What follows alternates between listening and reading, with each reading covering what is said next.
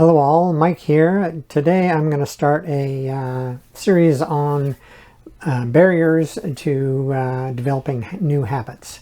And there's lots of different barriers that that everybody has.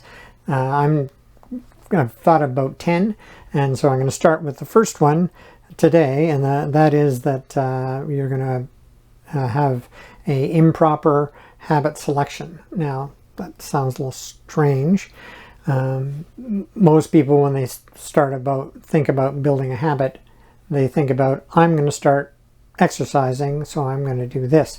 I'm going to start, eating better, so I'm going to go on this diet.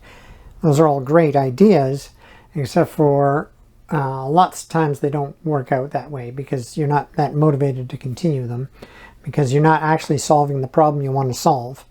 So I'll give you an example. Let's say you want to be more energetic. You feel you're dragging your feet and you want to be more energetic. So you decide, okay, well, I know an energetic person and he lifts weights. So maybe I'm just going to start lifting weights so I can be more energetic. Well, let me ask you a question. Just because he's lifting weights and he's energetic, does that follow that when you lift weights, you're going to be energetic? Probably not, right?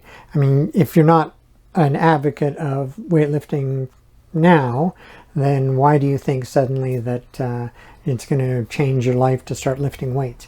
And it might, but the chances are pretty low. So instead, you have to consider what the problem actually is. And so, when you're not very energetic, maybe you need more sleep. Sleep is important. If you don't get enough sleep, then it's hard to be energetic. Maybe you're going to change your diet. Your diet is another one of those important factors of energy throughout the day.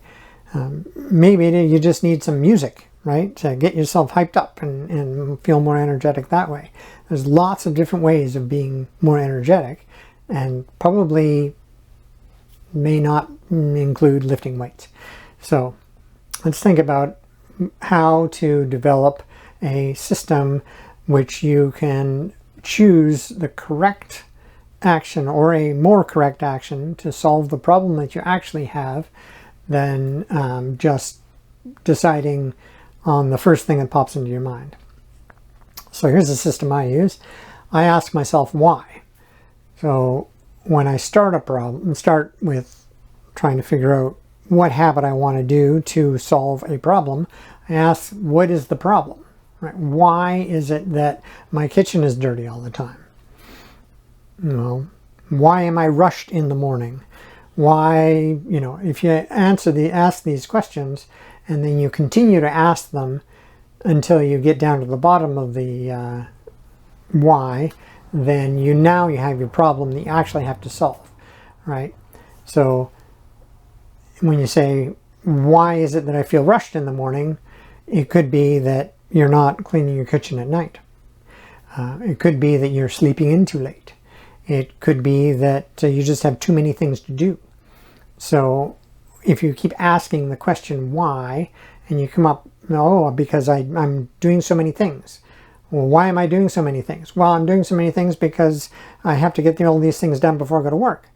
Why do you have to do them in the morning? Can't you do some of them later, right? So then it's kind of, you work it down to the point where you get to the point where, I can now work on a habit that's going to make my morning less busy. Or in the original case, I'm now going to work on my diet so that I can feel better during the day and be more energetic.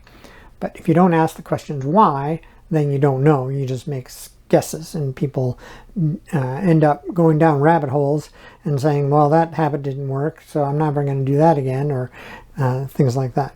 So ask why.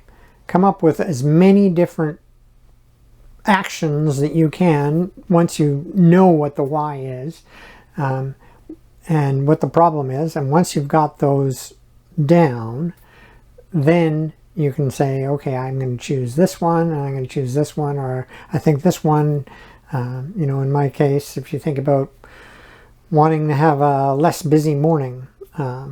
Then, you know, in the past I said, well, I needed a less busy evening or a more busy evening because I left all the stuff for the morning. So load the dishwasher, clean the kitchen, make my breakfast, make my lunch, you know, so that it's all ready for me. And those little habits made it so my morning is not so busy and I don't feel rushed. So and think about from that perspective rather than the perspective of this is the habit I'm going to build because I have this problem that I think we will solve. There you go. All right, well, that's it for that one. Remember, if you don't choose the right habits, then you can't solve the right problem and you end up going around in circles. So there we go. Hopefully you'll catch the next one. I'll talk to you soon.